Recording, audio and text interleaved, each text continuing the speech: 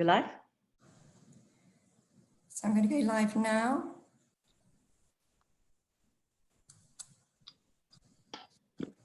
Hi everyone, and welcome to S4Live.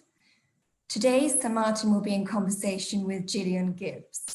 Now, Jillian Gibbs is the CEO and founder of APR, and she set that up to create new standards for global creative production content and optimization. Now, during the session, if you think of any questions for either Sir Martin or Jillian Gibbs, please do submit them through the Q&A function. And then in the last 20 minutes of the session, Kate Richling, she will be very kindly filtering those questions through to either Jillian or Sir Martin. So thank you very much. Over to you, Sir Martin, and I will go now. Okay. Okay. Thanks, Alex. Thanks for all your help on putting this together. My pleasure. And to Kate, and to most importantly, all to Jillian. Yes. So our fourth S4Live participant.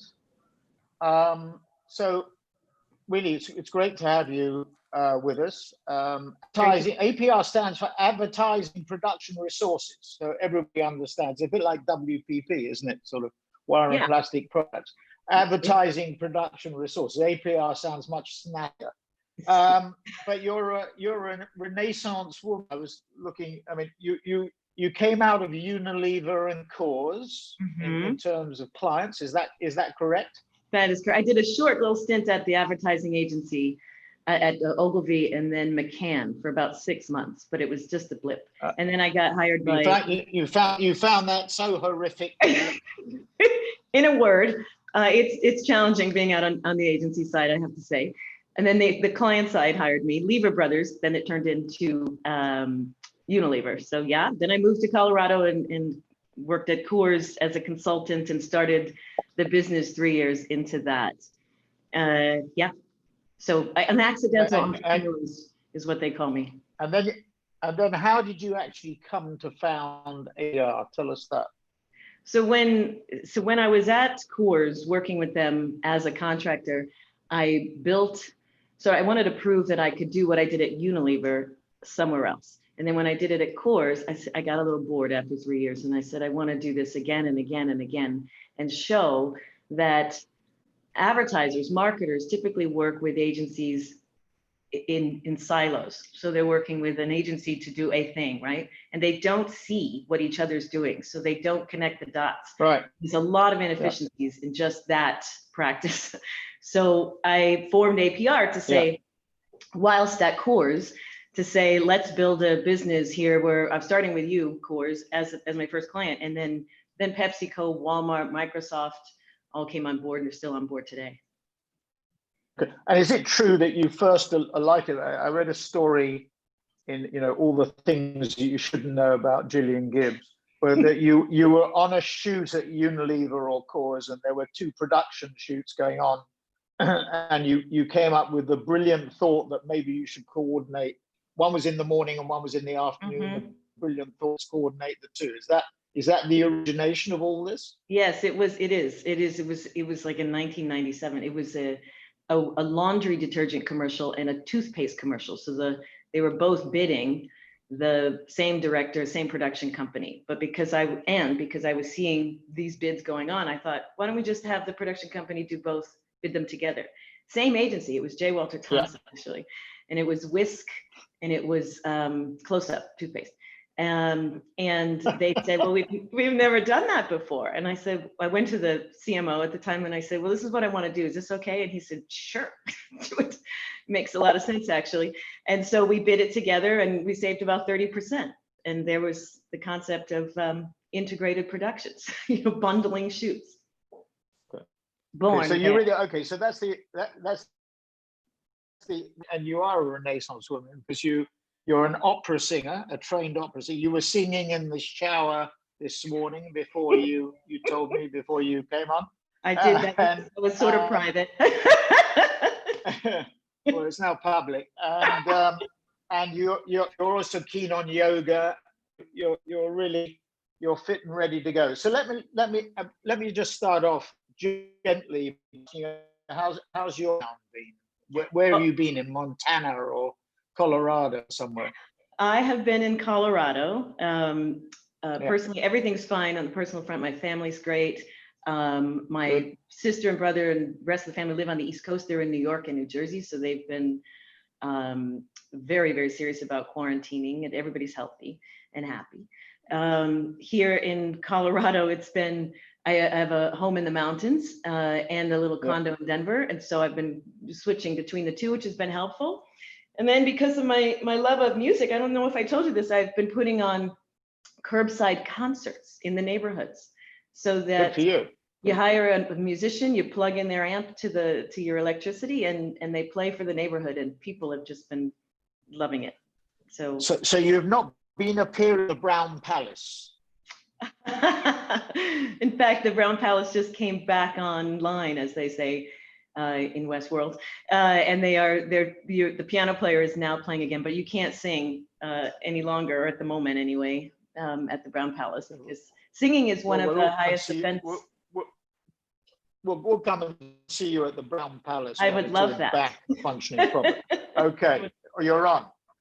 Okay, so let's kick off, because I think we've got over 100 people on the call now, and so let's just start with, I think, something that you can be. I mean, this is stunningly self-interesting hour for us, because we want to know, what clients want, whether what S4 and its two big constituent parts around content and media monks and around programmatic, around Mighty Hive, whether what we're doing is right, wrong, or what we do to be better. I think that sort of sets the agenda for the first 40 minutes or so before we get Kate to come with the questions from the floor and the questions that we've been talking about. So first of all, what do the clients want in the production area, and need them? I mean, you've got 150 people around the world now. You're the biggest production consultant. You have a monopoly. Your biggest is Google, our biggest client. So we should do. So what do they? We have 62 clients now, and that represents about 16 different industries. So from oil and gas to technology to automobiles, to consumer packaged goods, and so on. And that is, we look after over $1 billion in annual production spend. So that's video production, print, digital, social, and experiential. And so we see a lot. We go broad and we go deep in all those areas. And most of our clients today, if I were to give you sort of a headline, I'd say most of our clients want choices. They want options. They know they can't get all their needs met from one partner. So it's the reason, by the way, that they're centralizing or taking more control, because they want to be able to manage multiple partners. It's a complex ecosystem when you have more than one company supporting you. Can you guys hear me okay? My computer. All fine, all good. Thing. Okay. So that the clients want more control and centralization, because they're then of the need of speed. They need to work faster. They want to be efficient in the way they invest and spend their money.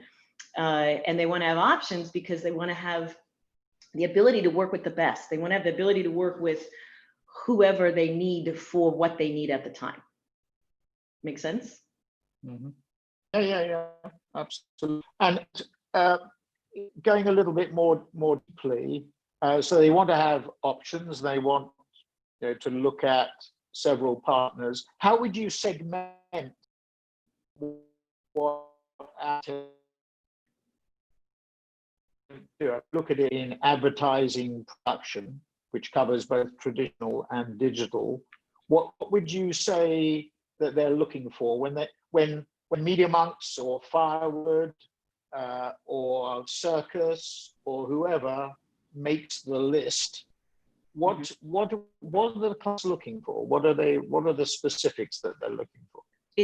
We describe it, as our taglines faster, better, cheaper, or speed, quality, value, as Juan and Lenya would call it. What are they looking for that? Is that wrong? Is that right? Or what are they looking for? To repeat your question, you're saying what are clients looking for when it comes to the digital transformation? Because I couldn't hear the first part of your sentence. I'm having trouble hearing parts. Your audio is going in and out. Okay, well, no, it was really, I said that, advise them on both traditional and digital, and we're very focused on digital, but so that's in the modifier, if you like. What are they looking for? What are the specifics when we pitch? What are the criteria? That they evaluate us on? I think first and foremost, and what all our clients have in common is the need for really great creative. So if you look across, we don't have clients that are more about volume versus creativity. So we have really wonderful clients who are interested in the storytelling and the ideas. So I think that's where they start first and foremost. Then they want the agility to be able to adapt and change and respond quickly. And so when they want choice. And what I think it looks like for you guys, for Media Monks, what we've seen is that Media Monks is always talked about as the alternative to the traditional agency or the alternative to the holding company, which is great because what they'll say is like Band-Aid or what another name of a brand that's used ubiquitously, for the actual item, but it's the brand name. The clients will say, we want the Media Monks type of solution, which is great. So you've done a great job in the last 24 months, almost 24 months, of communicating a different model out there. And so they want that. They don't know what to do with that. So when, I've watched and observed, they want something different, but then the clients they adapt very poorly. They don't have a change management plan in place. So they go into the processes that they're used to behave, the way that they're used to behaving. They've got relationships with people that are at traditional agencies that they don't want to, upset the apple cart. I think it's hard for them. They say they want a new model, but it's hard for them to actually take the leap into a new model. The pandemic has, in fact, magnified this and has made many clients start to look at things a little differently. So they are interested and now taking steps to introduce new ways of working. Because you can't take the traditional agency person or traditional agency or holding company and put them in a new model and expect them to behave differently. We've seen that fail over and over and over again. Did that answer your question? So no, that does. So, but creative. Now, in one review recently where we were unsuccessful, the client said this was the excuse that we accepted, that we weren't creative enough. So when you say they're looking at creativity, there are clients who are not looking for creativity. And you mentioned the really important point just now, and we had a review with Google last week. Where having a change agent inside the client was critically important to Google's success in terms of digital transformation and our own success in terms of digital transformation. Mm-hmm. So coming around to this sort of two-part question, who are our competitors? When you put a list together for a job, J&J or Google or mm-hmm. Procter or Unilever, when they ask APR to put a list together, who appears on that list? Obviously, Media Monks does. You don't deal on the media side as much, so Mighty Hive probably wouldn't be there, but in that sense. But who else appears? Accenture, Creative Drive. Who else? Those two for sure. Yeah, it depends on what the client's looking for. But I would also say, besides Accenture Interactive and Creative Drive, who are also seen as alternative models, I would say that RGA, large digital agencies like RGA, we see, competing with you, or we would recommend that the client look at RGA, Hook and Stink. Yeah. They are also, you and I have talked, several times since meeting last March, and there's me and Mr. Jones, and their family of assets. A lot of the work that the clients do today in-house can be done by Media Monks. So I think there's a balance that they're looking for to find what can they do internally versus externally. I think more and more we're seeing holding companies trying to, I wouldn't put them on the list, but the holding companies are trying to compete and say that they can offer a new model and they can offer digital transformation. We've yet to see that succeed across all of our clients. So you mean a Hogarth or an EG Plus or Kraft or whatever they call themselves, or those what we would describe as pure production companies? Yeah, but what the holding companies are doing is they're putting them in a three-tiered solution. So they'll have the creative agencies, the digital or social agency, and then the productions or implementers.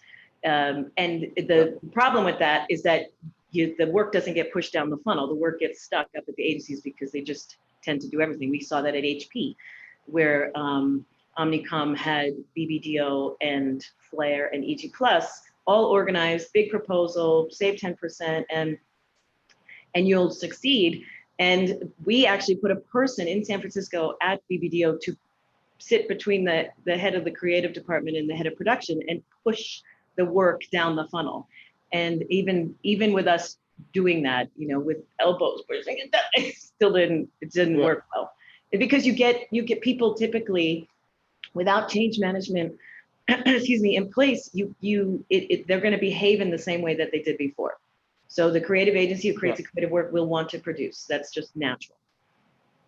Yeah, well, we've seen that in a recent pitch. I think it was R3, where the consultants ran this pitch for Sony PlayStation, which was TBWA, and it was engineered. I mean, the winner was Omnicom. So you get this funneling as you're describing. You said very interesting thing just a second ago. You said Accenture, and you and I have discussed this before, the three biggest outfits on your list in terms of the area we're talking about would be Accenture Interactive, ourselves, and Creative Drive, probably in that order. What are the differences? Just describe the differences between Accenture Interactive. When you're constructing that list, why do you put Accenture Interactive on, which is different to Media Monks, which is different to Creative Drive? Accenture Interactive is a let's just say they're a holding company of agencies. Even though they purport to have a $1.8 billion market share in the space, probably 1.6 of that is their technology, and supporting the space. So actually, if you think about it that way, they're actually smaller than you guys.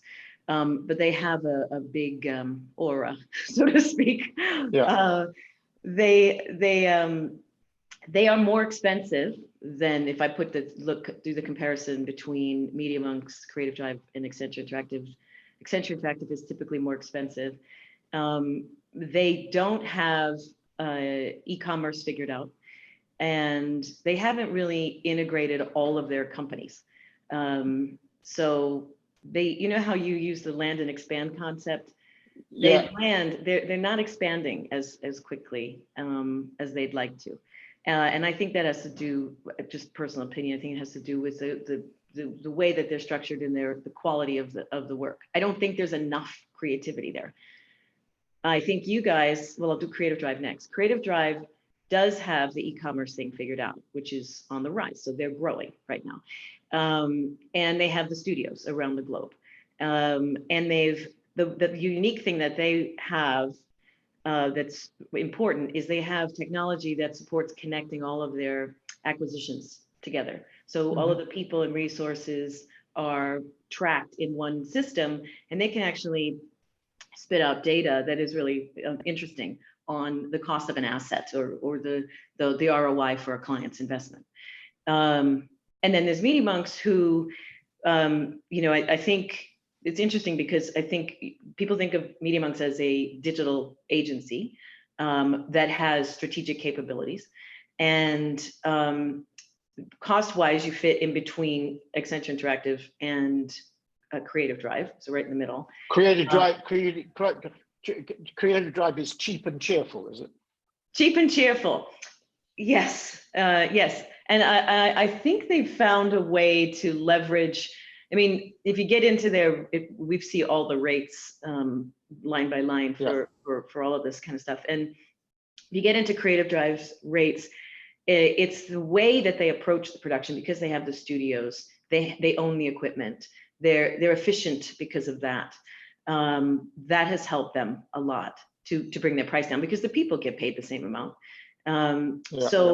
There's the efficiencies in the way that they're utilizing their studios. They do retainers with clients that are annual retainers or multi-year retainers because they can predict in the e-commerce space, especially for retail, for clothing companies and makeup and cosmetics.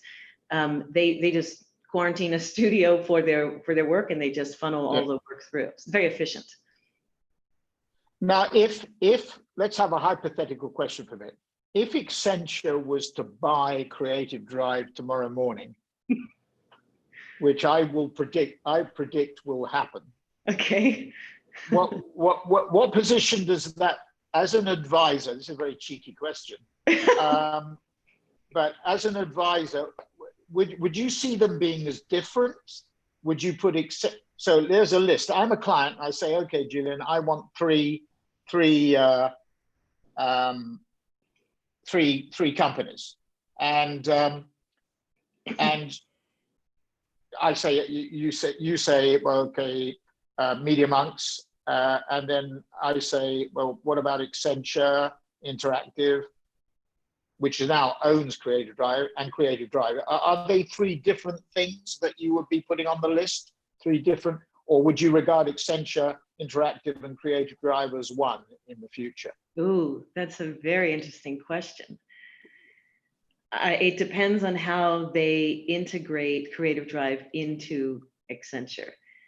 With Droga is still considered sort of Droga 5 and Accenture Interactive, right? You can think about them separately. So it'll be interesting to see if that happens, how that would play out, because it would, in my humble opinion, it would benefit Accenture to keep Creative Drive separate for now, because then they would have a low-cost option. Because I'm afraid if they gobble up Creative Drive, they may Creative Drive could become too expensive again, which would serve you, but not the client. But we'll have to see how that plays out.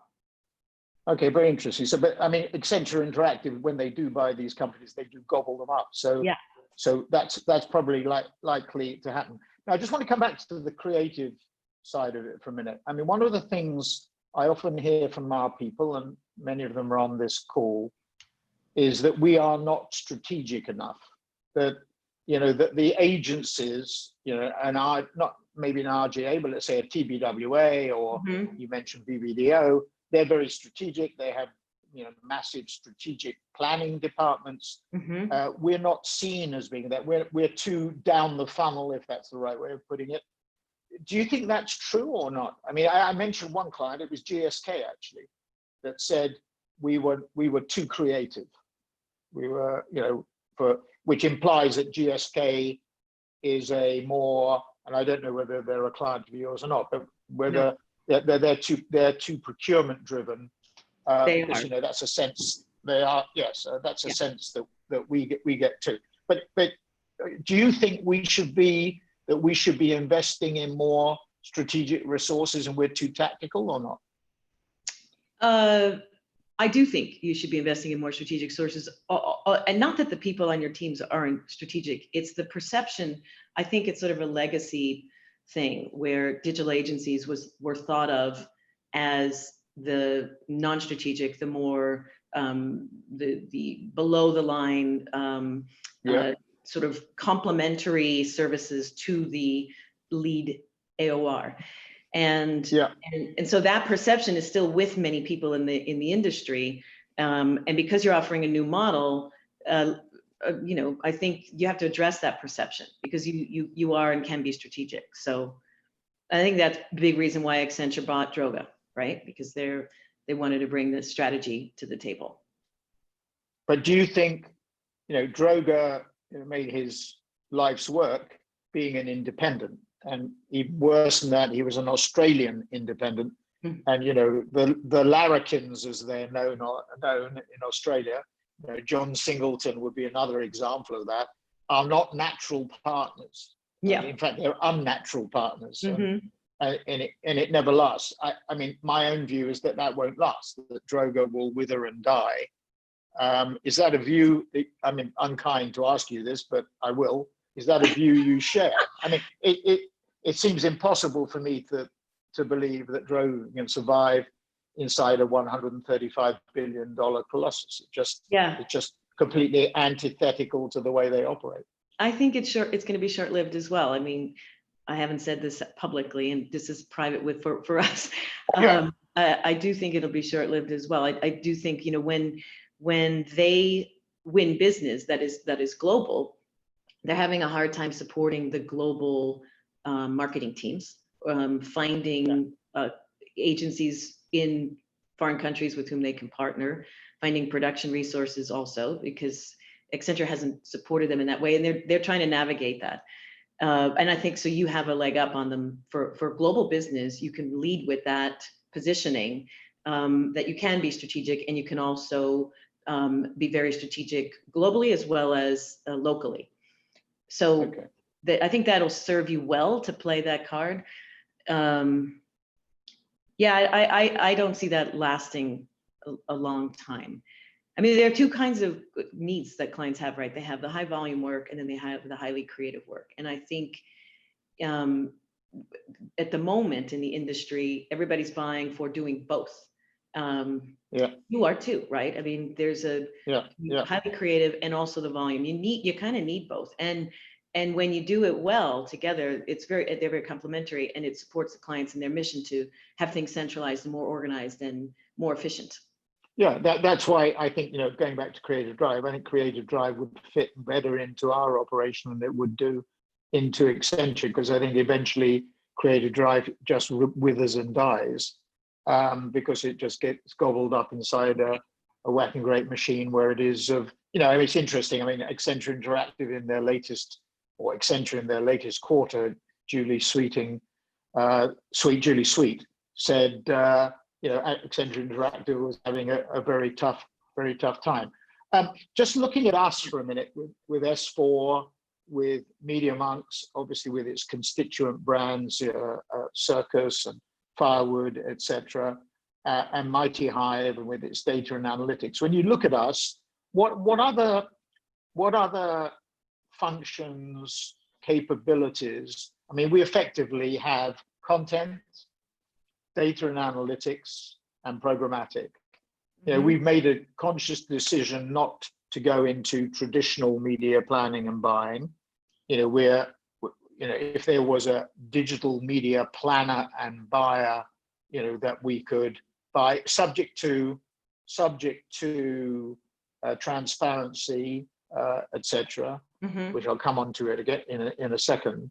What other services, when you look at us and when you get the briefs from clients, what other, from Google, for example, and you should talk a little bit about Google and the people inside Google, because they've added an interesting woman from McKinsey recently. Yes. What other services should we be offering, and what other things should we be thinking about? I love this question, actually. But I just want to remind you what Teddy Roosevelt said, that comparison is the thief of joy. So focus on your good. You guys want to be better. We want to be better. But you're already, you're the Band-Aid, you're the Band-Aid of digital transformation. We're not. But we want 100% market share. That's what we want. 100. So how do we get to 100% market share? I think you can have 100% of some portion of a client's business, but not all of their business because they want choices. But I guess we'll get back to that. I think the opportunity for you guys is definitely adding a more strategic either company to the mix, even if it's for perception, or highlighting the strategic work that you're doing more. That can be an alternative. The other is to look at how to support global clients because of the brand globalization. I think it's really important that the transcreation piece is done efficiently and effectively. So buying a transcreation company would be one way to go, but building it would be just as easy, which we can talk about. Because I don't know that there's any out there that. Well, we had actually, interesting you say this. I won't say who it was because I think that probably would be. But yesterday we won a major transcreation project win pitch against an established. Actually, for one, we've mentioned the client on the course of this call, which or part of it, and. So we're getting into that. So transcreation, strategic. Anything else you think that we should be foraging for? Those are the two things that come to mind. And let me ask you this: I'm not looking for an acquisition list here or merger list, as we call it.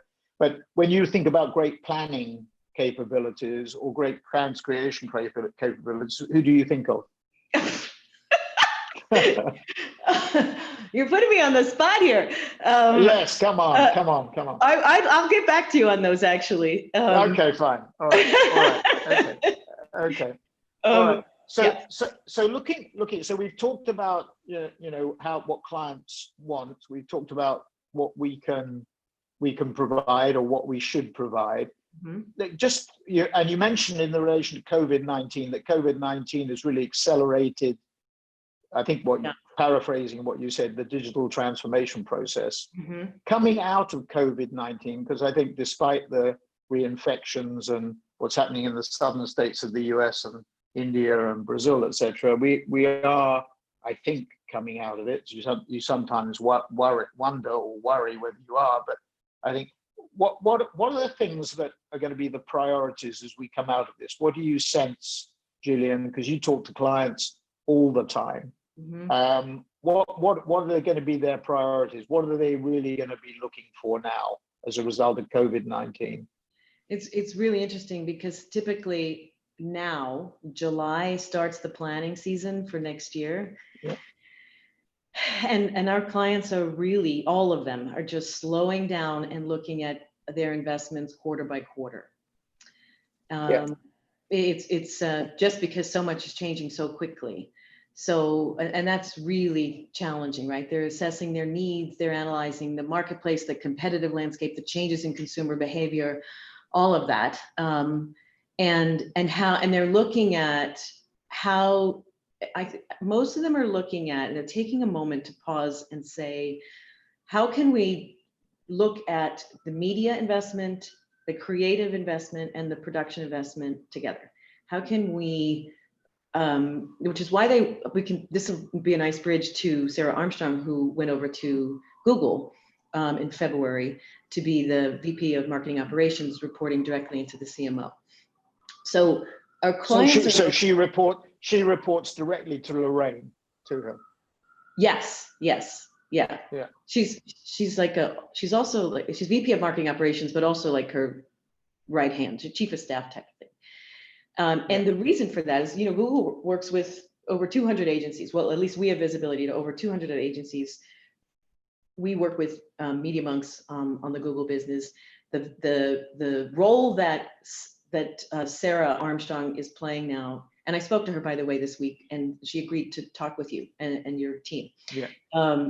So I will reintroduce you because she said you have met before. Sure. Yeah.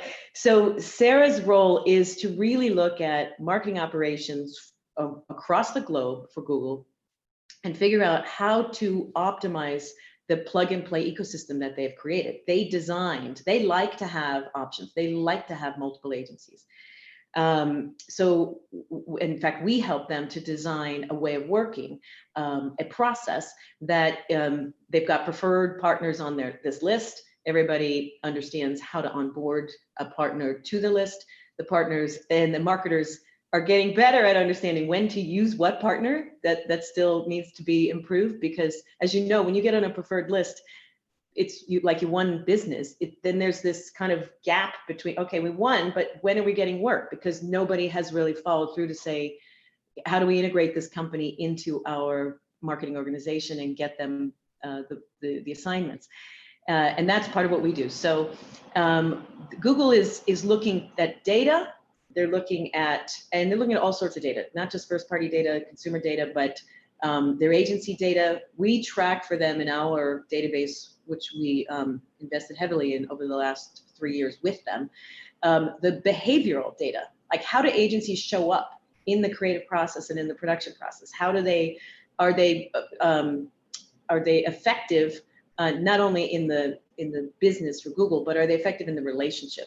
So, and they truly care about that. So Sarah Armstrong's role now is to connect marketing and procurement and sales and media, experiences, operations, the whole thing, which is a new position. When I was talking to Sarah this week, I know 3 other clients who are looking for someone to come inside and be this person that integrates everything for the organization. Some of our clients have that role already. Visa has a center of excellence. SC Johnson has a team that's called the, I don't forget what the team is called, but what they're doing is creating a, SC Johnson's really interesting. They're one of, I think, the most advanced clients that we have in terms of how they approach pulling together the 3-legged marketing stool, I call it, you know, of media, creative, and production. How to make it smarter, especially for programmatic and personalization at scale. You have to have all those 3 things working together, distribution of, and content creation. And the people at SCJ have formed similarly to what Mark Pritchard is doing at P&G with the fix and flow concept, you know, where you fix yourself with a certain agency or a small group of agencies that become your strategic partners, and then you have a flow or plug and play ecosystem of other creative partners and production partners. And SCJ is doing that, and they're doing it really well because they have this team internally that is centralized. They'll have their own jobs, but they're also responsible and rewarded for bringing together all of the different pieces and parts of the ecosystem and making it. Well, that's interesting, because that really piques my curiosity, and it's interesting because what you're sort of saying, you know, when I was thinking about WPP, for example, for 30 odd years, I thought about it being the integrator. What you're saying, in effect, is that the client is becoming the integrator now, whether it's Sarah at Google or SCJ or Procter or whoever it is. Yes, and so you know where that comes from, which I think is worth mentioning, is that when clients started reducing agencies to project work years ago, 10, 12 years ago, and reducing their costs, like really getting in, procurement was getting into the negotiations for the hourly rates and the number of hours and all that, that the agencies had to cut back. So the agencies cut back on training. And then the client says, well, I'm not getting everything I need from one agency, so now I need multiple agencies. So today, more and more clients have multiple agencies, right, than ever before. 10, 15 years ago, they would have an AOR, and then they would have, you know, other agencies to do specialty work. But it's more so now than ever that a client wants to be able to work with many different partners. And somebody has to wrangle that. And so by cutting the fees of the agency has to cut back on their training. They can't provide all the services that the client needs. So the client goes to other companies, and now they have to manage it. So that's why they're centralizing and taking control. And they are prepared to take that burden. I mean, my view has been very strongly that the phrase I've used is take back control. So I look at this being the same as Brexit with the British voter and Brussels taking back control from the European bureaucrats. The clients, to my mind, having reduced their internal market, I see it slightly differently. They reduced their internal resources as well as putting pressure on the agencies, because that was reducing their costs. What they're now doing is waking up to the fact they don't have the resources internally and they have to bulk up their resources more and take control. And the other interesting thing out of what you just said is that our positioning as a purely digital operation is not a handicap. What you're saying is, well, let me ask you, don't want to lead the witness, but are you saying that in addition to having multiple partners, that implicitly means that clients will manage digital and traditional separately if necessary? Yes, that's a Okay. really interesting thing that you just pulled out of that. Yes, Yeah, that is, yeah, and we still have clients who do that. Okay. We still, and those clients Brilliant. have CMOs who have a traditional background and who focus mainly Okay. on the broadcast TV. Okay. All right. So a couple of final questions before we open up with Kate and her questions that she got for you. Transparency. You know, ANA, we've had, as you know, Bob Liadis on this, Stefan Lurker on S4Live, and particularly with Bob Liadis, who almost made it, well, not almost, made it a mission to eviscerate the holding companies because of lack of transparency, and not putting it too mildly either, you know, to the extent of calling in the FBI, or trying to. Is transparency key? Is that you haven't mentioned it yet? Is that key? Are they really worried about that? I think yes. I think clients don't lead with transparency like the ANA does, like Bob does. They don't lead with it, but they want it because they want visibility to what's going on so that they can make the most of their investment. And because their money has to go farther, right? We have data that shows that since 2016, content needs have increased. And in order to get more content for the same budget, you have to really examine how you're spending your money. And that is why the transparency becomes part of the conversation, because there has been, and I could talk specifically to the production space, which I know you didn't talk to Bob about, but when the ANA went down the path of let's do this for production too, they queried me and said, you know, what do you think? And I said, I mean, yeah, there's things that go on, like, you know, you expect gifts to be given to the agency, the production companies pay, you know, for certain things that are above and beyond the bid, but they're in the bid. So the client is essentially paying. It's a small percentage, very small percentage of the overall production costs. Some agencies do take an end of year, they work with the production company all year long. Production company will give them, it's not a kickback, but it's a bonus at the end of the year. Yeah. So there were things like that do happen in the production space and other things. But the Department of Justice in the US decided not to go down that path. Although they did do the report and I helped them with the report. The transparency issues in production can be addressed simply by changing the bidding process and the award process. FCA took over the bidding process. Chrysler took over the bidding process. It's got to be 4 years now that we facilitate that for them. And by negotiating directly as a production consultant, negotiating directly with the production suppliers, helping the client to negotiate directly, they do see significant savings, 25 to 30%. Because the agencies aren't trained to negotiate. The agencies don't come from production, so they really can't negotiate or haven't been able to negotiate in the way that we can. And so that transparency can be solved by putting a few levers in place during the process. For you guys, I'd say to be most transparent in terms of how you detail your scope and how you manage scope creep, because scope creep is going to happen, and oftentimes that's where the friction comes into play between an agency and a client. So really good communication about how things are changing, because the client's needs change and they change quickly. So stepping up and being honest with the client, having a process for dealing with that, that's being transparent. I think that'll serve you really well. Okay.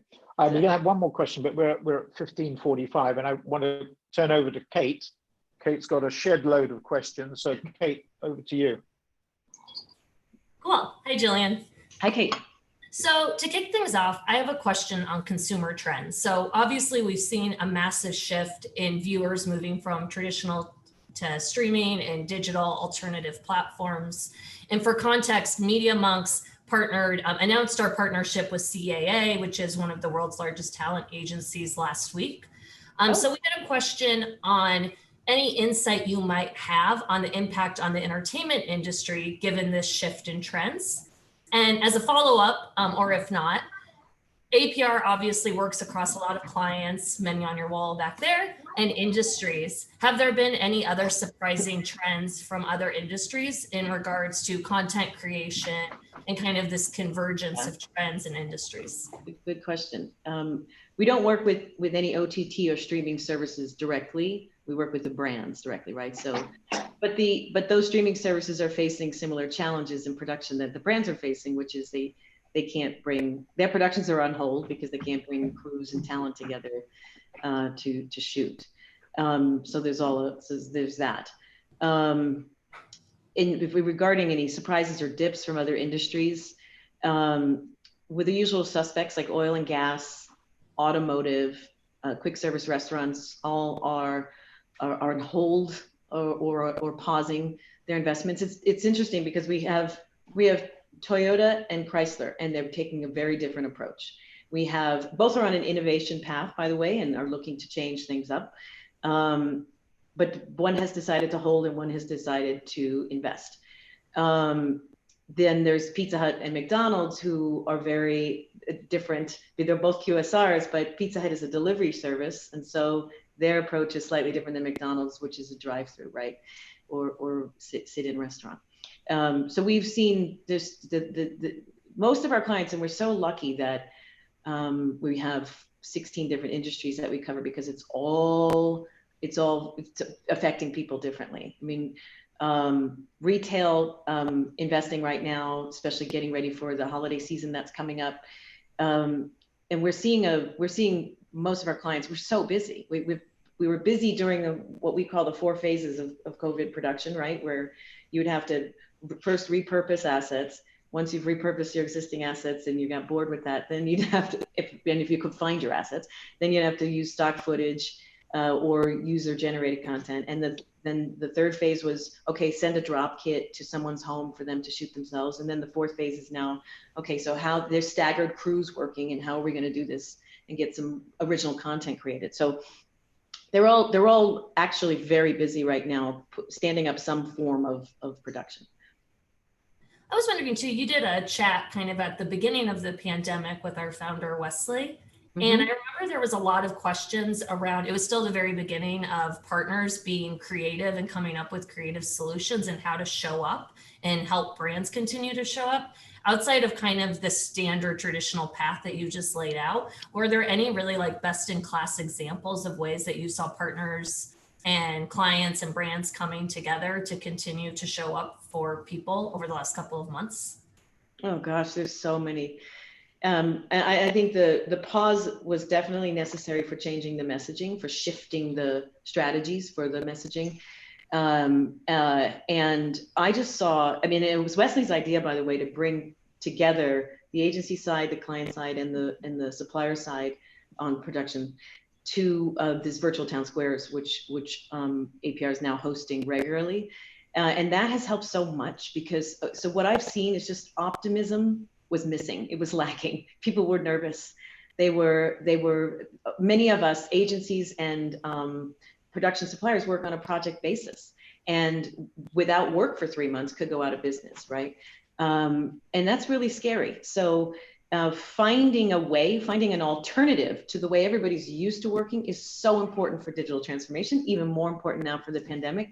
So I really saw people searching and being supportive and being open, and just in terms of people in general in the industry, and clients being patient now and saying, we're in this together, let's figure this out together. It's actually kind of a lovely silver lining, a byproduct of what's happening.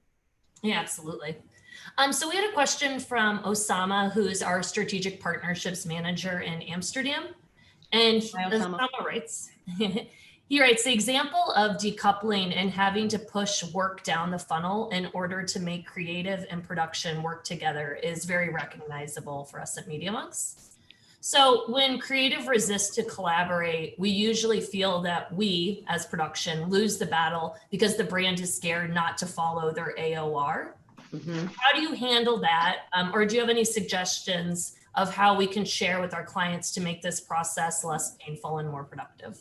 Yes, in fact, I think MediaMonks can be the integrator. I think MediaMonks can do have a very strong presence with a client to say, we can help your lead strategic agency, your internal team, your any other resources to leverage all of the work.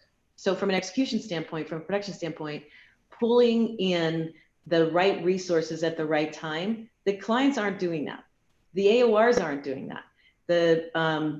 Of course, we help from a consulting and advisor standpoint to do that, but the practicality of doing it, I think could really fall to a company like MediaMonks. Does that make sense? Where the integration becomes a role that you can charge for. Yep, absolutely, or a conduit as well. Mm-hmm.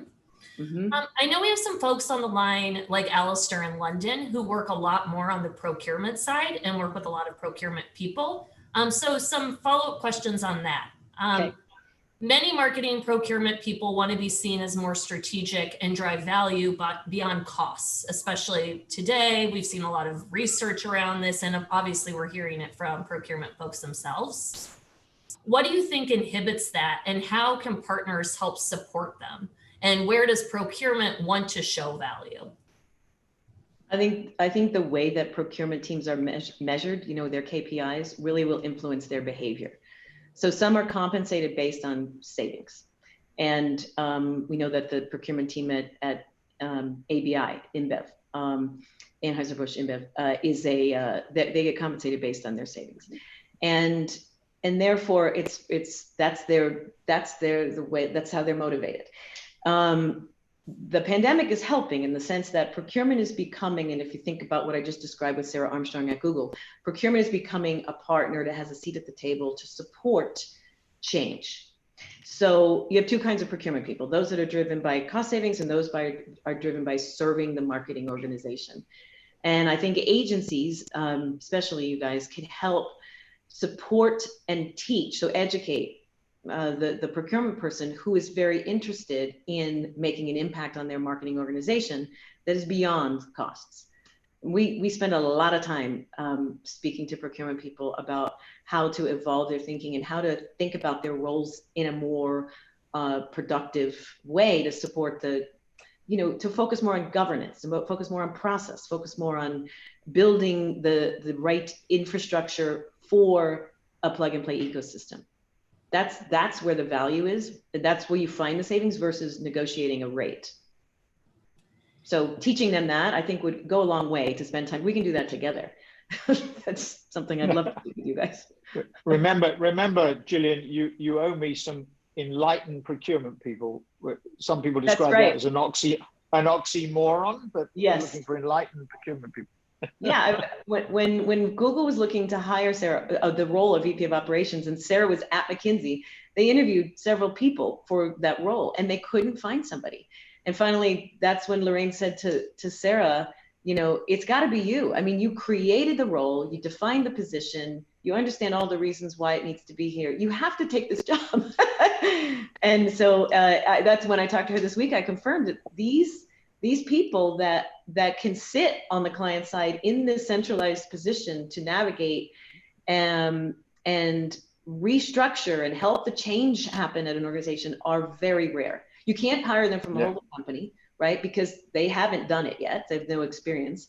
They have to have vision, and they have to have the fortitude to make the change happen. Very good. Kate? Yeah, so it sounds like a lot of organizations are planning to restructure the marketing procurement team, but I know I've read some recent studies like a lot of brands don't think it's possible. What are the different factors driving the need for change?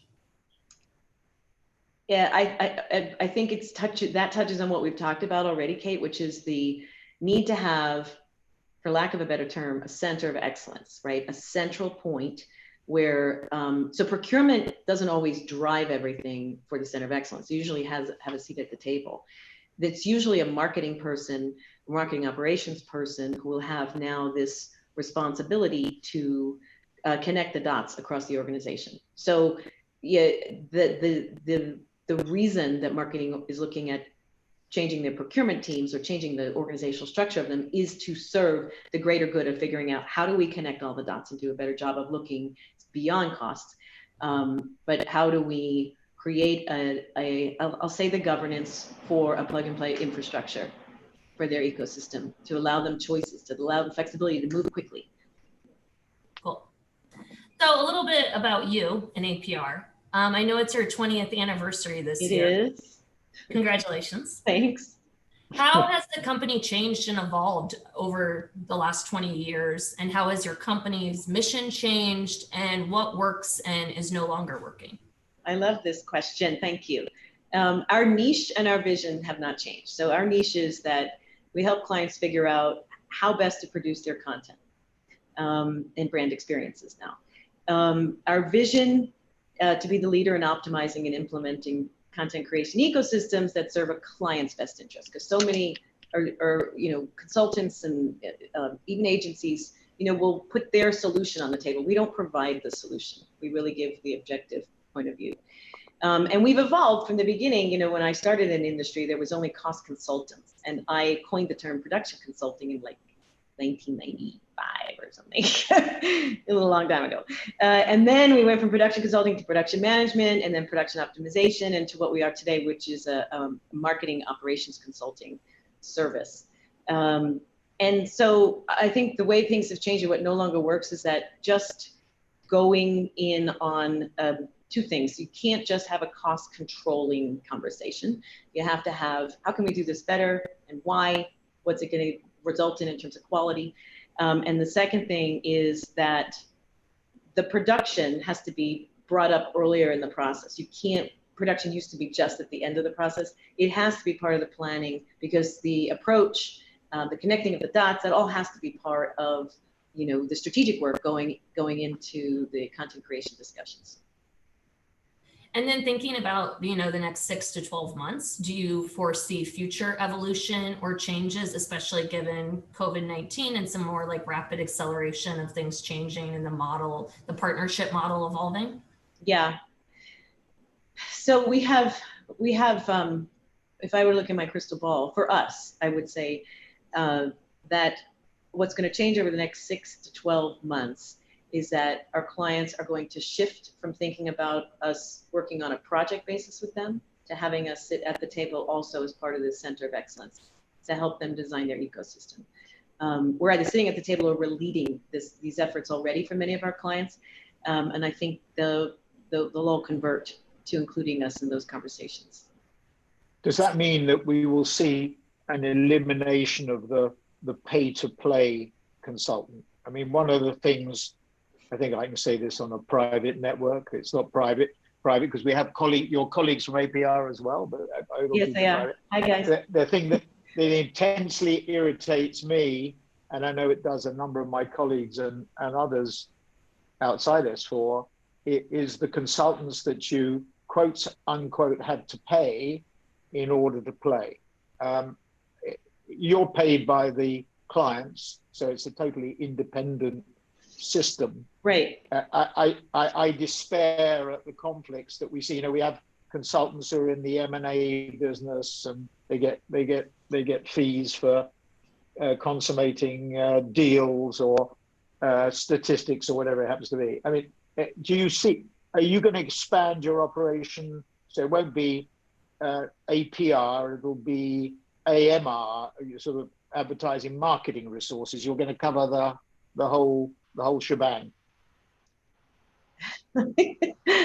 I think it makes sense to look at the three-legged stool of marketing investments, right, in order to make them work better. So yes, we are doing that. The last 3 senior people we brought on have media backgrounds, so that we can do that.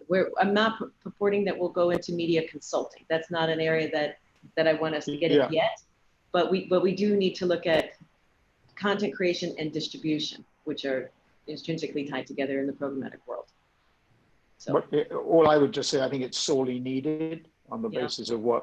So we've hit the bewitching hour of 4 o'clock, at least British summertime or GMT. Let me ask the final question. So we are poised, famous last words, but we are poised to I think win 2 more whoppers. So we have 2 whoppers at the moment, Google, and that's defined as more than 5% of our revenues. Our revenues are running about 400 million. A whopper in our definition is over 20 million, which I know is chicken feed to the consulting assignments that you advise on. You know, your billions of production spend. But Yeah. we're poised to win another 2 whoppers, I think. that's great. I hope. Now, I'm really consumed with how does S4 and Media Monks and Mighty Hive operate what I call conversion at scale. We have brand awareness, we have brand trial. You know, we've been only going for a couple of years in this form. Do you think, as a consultant, you know, we will demonstrate if we win these 2 pieces of business that we can do this at scale?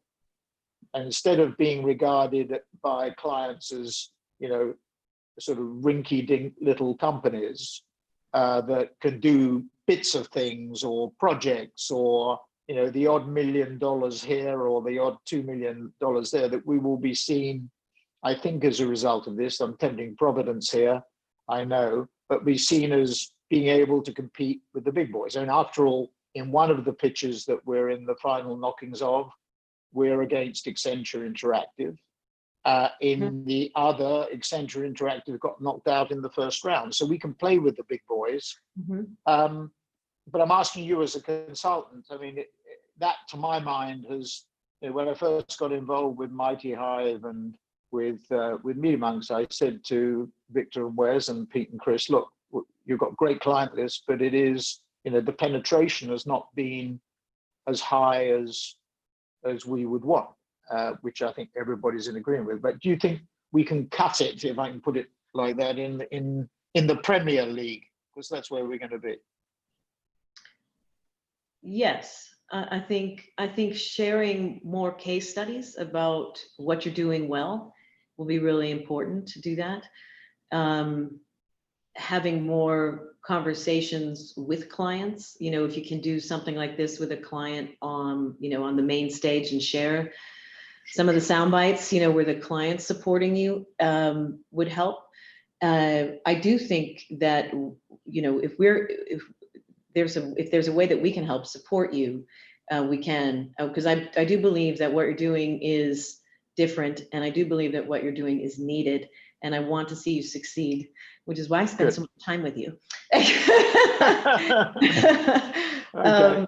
And so I would say, yes, I do think that you can do it. And I do think that you have some great leaders there, and great people who, and even Kate and Alex here, Opera Singers Rock, Alex, are really fantastic. You tell by the way Kate put the questions together, the way Alex organized everything. You really do have great people, and great people are hard to find. So investing in the people, I think, will make a difference, because what happens with the others is they don't invest in their people. Okay. So, well, on that note, I should say that, just explanatory note, this is the trade union of opera singers that put this together. There are three of the four people who are involved in putting this together, or the key principals, not me. Becky Robinson at APR. It's crazy. So listen, opera singers are so talented in many ways. Quite clearly, let's hope that COVID-19 results in them continuing, because you know, a lot of theatre and opera. I'm on the Carnegie board, and it's a pretty grim. It's really grim. It's really grim. Yeah. Anyway, thank you. Only thanks for me to thank you, Jillian. My pleasure. Thanks for having me. From the bottom of our hearts, a great session. We had a lot of interest, a lot of questions. Big thank you to Kate, to Alex, to Becky, everybody else who's been involved in this, and thank you, and long may our relationship continue. and make Bye. sure we're on all those lists. Make sure we're on all those. God bless. God You bless. got it. Bye. Take Stay care. safe. See you Thank too. you so much. Thank God you. bless. Bye. Thank you, everybody. Thank you. Ciao, ciao. Bye.